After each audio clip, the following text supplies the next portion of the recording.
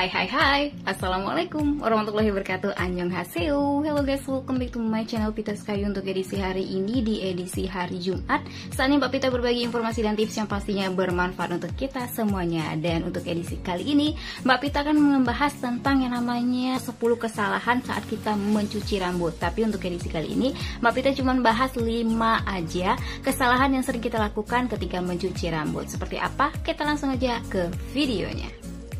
Poin yang pertama yang harus kalian ketahui adalah tentang mencuci rambut secara langsung tanpa menyisir. Jadi memang Mbak Pita pun baru tahu ya teman-teman. Ternyata kalau misalnya kita mau keramas, sebaiknya nih yang dilakukan adalah langsung keramas, tapi ada baiknya terlebih dahulu kalian menyisir rambut kalian. Kenapa? Karena ternyata tindakan menyisir rambut sebelum keramas itu sama seperti kita membersihkan make up sebelum mencuci muka. Jadi kita bersihkan dulu nih kepalanya kita, gitu ya, kita sisir rambutnya, kemudian kita bersihkan kotoran yang ada di kepala. Kayaknya misal ada ketombe yang lengket tuh di kulit kepala, kalian bisa dibersihin gitu pakai sisir yang agak rapat atau kalian gesek-gesekkan gitu ya. Kalau sudah keluar semuanya, terus kotornya sudah mengapung di rambutnya kita, baru kalian bisa keramas. Itu poin yang pertama. Lalu poin yang kedua adalah mengoleskan sampo secara langsung ke telapak tangan. Siapa yang masih menggunakan itu? Mbak Pita juga masih menggunakan sampai Mbak Pita tahu informasi ini. Jadi ada sebaiknya buatnya kalian yang biasanya mengoleskan sampo itu langsung ke kulit kepala, sekarang diganti deh dengan cara mengoleskan sampo itu ke telapak tangan terlebih dahulu. Setelah digesekkan di telapak tangan, baru kita oleskan terlebih dahulu di bagian ujung rambut. Sudah di ujung rambutnya berbusa, kalau yang udah berbusa gitu ya, kalian bisa pindahkan ke bagian depan rambut kalian, kemudian kalian usapkan gitu. Kenapa? Agar bisa melindungi rambutnya kita. Karena kalau langsung saja sampo dioleskan di rambutnya kita, kepala kita langsung kita gesek-gesekkan, itu bisa menyebabkan kulit kepalanya kita itu bisa menumpuk zat-zat kimia yang menyebabkan rambut kita kayak rontok yang tidak wajar. Kemudian juga banyak sekali kayak kotoran-kotoran kepala yang malahan tambah banyak menumpuk.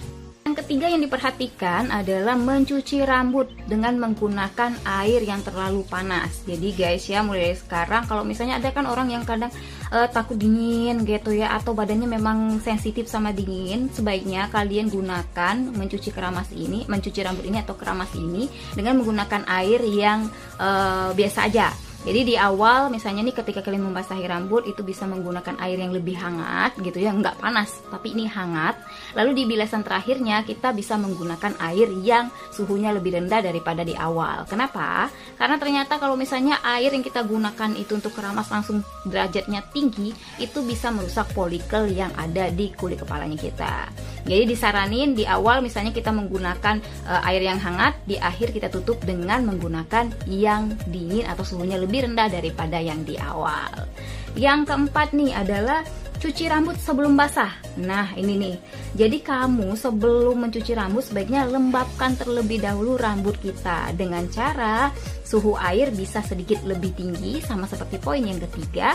Lalu pijat dengan jari. Jadi ketika kita membasahi rambut dengan suhu yang agak lebih tinggi ya teman-teman ya, itu kan pori-pori di rambut yang kita terbuka nih, di kulit kepala yang kita terbuka. Lalu kita pijat dengan jari nih, refleksi gitu teman-teman ya. Dirasa udah nyaman nih kepala gitu, baru kalian siramkan atau kalian basahi kepala kalian dengan sampo yang seperti Mbak Pita bilang di yang kedua tadi. Lalu kalian bilas dengan air yang sedikit lebih rendah suhunya dibandingkan di awal. Kenapa? Untuk menutup kembali pori-porinya kita agar tidak gampang nih kuman atau kotor masuk lagi ke kepalanya kita atau menempel lagi di kulit kepalanya kita.